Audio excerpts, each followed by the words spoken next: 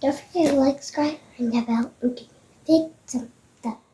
Alan is showing me this guitar. This is called the Deusenberg. Deusenberg. They actually bought the brand from the old car company from the 20s or 50, whenever it was, and it's a German company that now has an American dealer.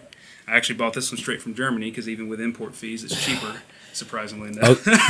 And so I asked you this a second ago. So this sounds amazing, yes? Yeah, to me it's got the grit of a Les Paul, but with a little bit more openness and clarity of like a Gretsch. But at the same time, it's just got its own thing. I mean, they rebranded the Bigsby, and it's a lot stronger and makes more sense how it works. I love the design of it as well. Yeah, they got binding in the F hole here, and the inlays are nice. This is kind of their flagship. And they actually on this little pickguard thing made it design looks like similar a car. To the car, yeah. And even this right here. I love it. Let me show you two others. I have three Deusenbergs.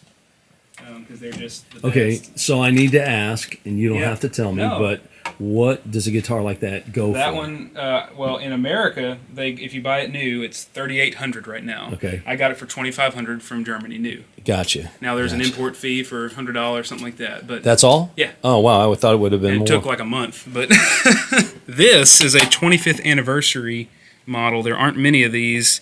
It's got split pickups to where you can split them into single coils. But they sound better than any other split humbucker I've ever heard. It can actually sound like a Tele.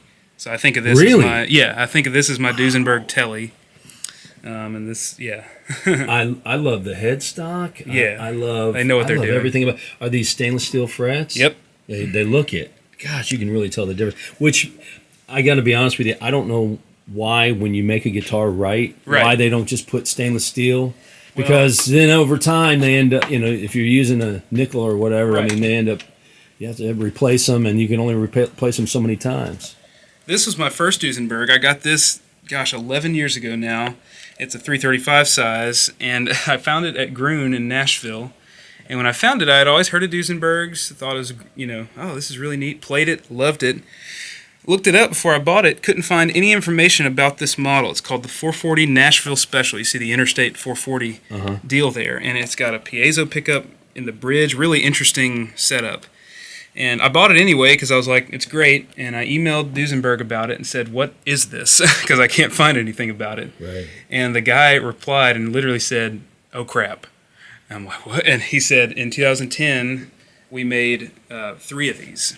And they were all gifts to their endorsed players. Oh. And they had told me at Groon, that there was a Nashville session player who had gotten this. He brought it in. Did they say who the player was? Yeah, they did. It's Pat Buchanan. Oh, wow. And I showed them the serial number. They said, yeah, that's Pat. So I was like, well, it's mine now. Vince Gill has another one because I found a picture of him with it.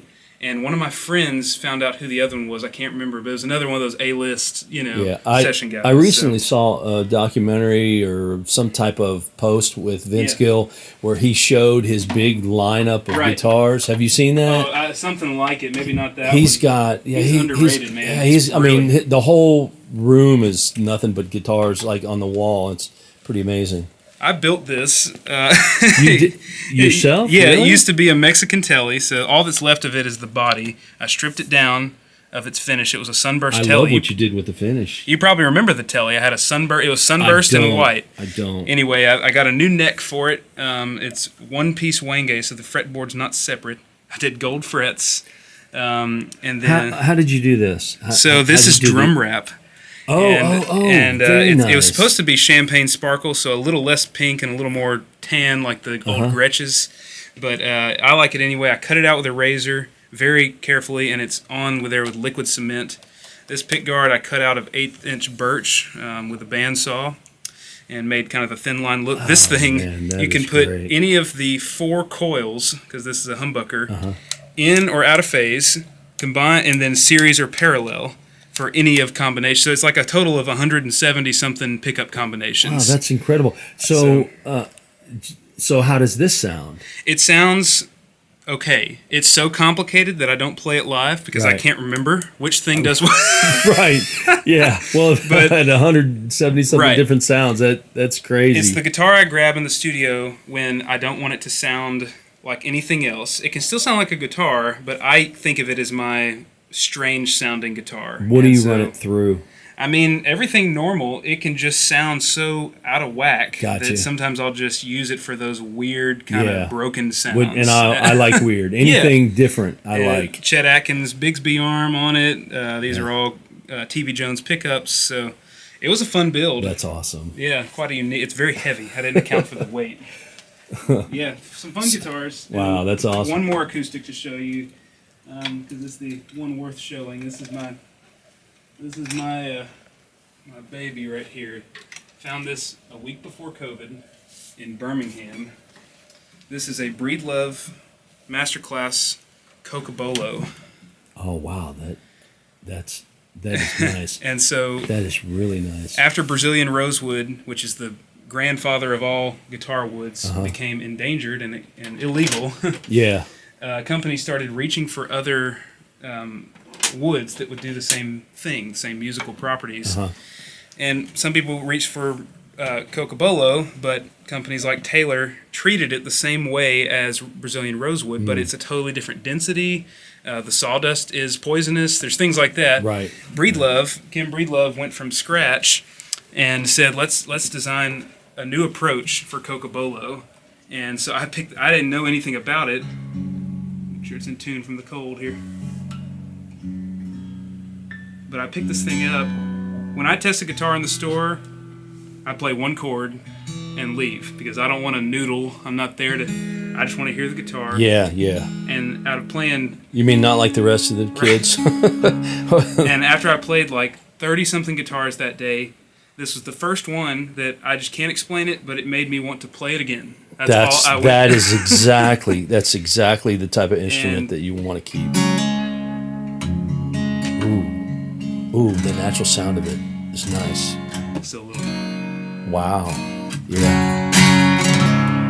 That's nice.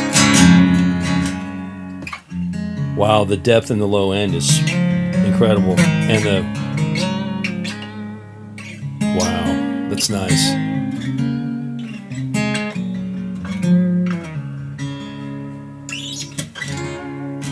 It's one of those guitars that just makes you want to play, even if it's something simple. It can get so quiet while retaining its tone. Ooh, that's nice. Which I think is the ultimate sign of a good instrument. Yes, exactly. But then it can...